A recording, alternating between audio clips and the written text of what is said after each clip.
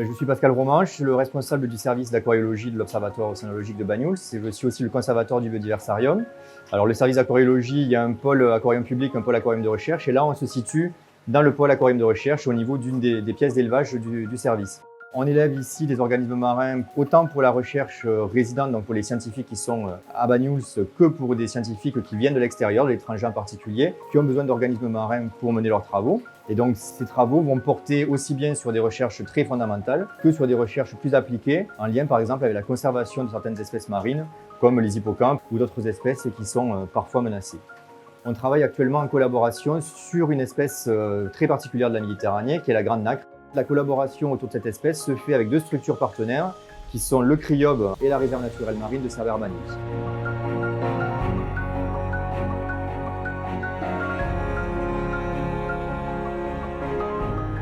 Alors, le projet autour de la grande nacre, c'est en fait lié à l'actualité de cette espèce qui est extrêmement vulnérable et qui est actuellement touchée par un parasite unicellulaire qui détruit complètement les stocks de cette espèce sur l'ensemble de la Méditerranée. Et donc l'idée, c'est d'essayer de comprendre ce qui se passe et puis en captivité de maintenir cette espèce de manière à garder un stock de géniteurs et aussi peut-être d'essayer de trouver un traitement qui pourrait être appliqué pour pouvoir à terme un jour éventuellement pouvoir les réimplanter.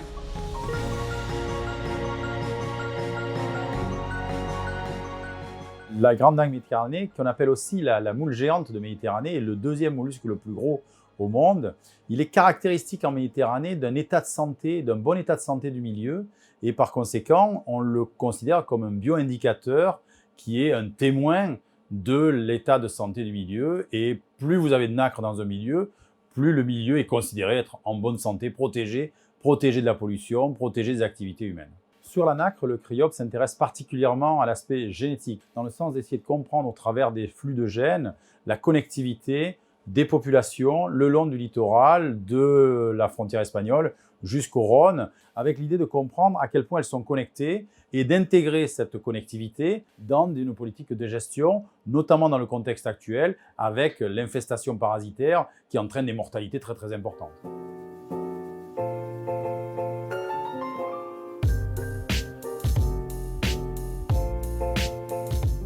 Au jour d'aujourd'hui, il y a énormément de pression anthropique sur les milieux naturels, plus particulièrement sur les milieux marins, puisqu'il y a une forte concentration de la population. Donc on conserve les zones marines pour pouvoir faire en sorte que les espèces qui s'y trouvent se développent et nourrissent les zones adjacentes pour que tout le monde puisse en bénéficier. Au niveau de la réserve naturelle marine, il y a eu deux zones qui ont été mises en place. Une zone de protection renforcée où toutes les activités sont interdites et une zone de protection partielle où on concilie pratique des activités avec des mesures réglementaires et protection des habitats et des espèces. On a aussi fait le choix de conserver son habitat, qui est l'herbier de Posidonie, qui est aussi une espèce protégée, en limitant l'impact de l'encre et en mettant en place en fait des mouillages écologiques pour que les touristes puissent quand même venir profiter de la zone sans avoir un impact direct avec leur encre. En parallèle, les équipes de la réserve font de nombreux suivis pour voir l'état écologique de l'espèce.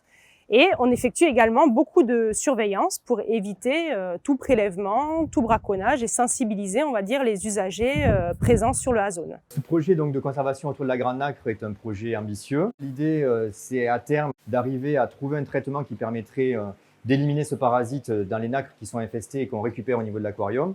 Et puis aussi de maintenir en captivité un stock de géniteurs adultes. Et on peut imaginer que ces géniteurs, le jour où le milieu sera débarrassé de ce parasite qui touche les grands nacres, que ces géniteurs puissent être remis en liberté dans le milieu naturel et qu'ils puissent recommencer leur vie et puis peut-être à nouveau reconstituer les stocks de grands nacres, ce trésor de la Méditerranée.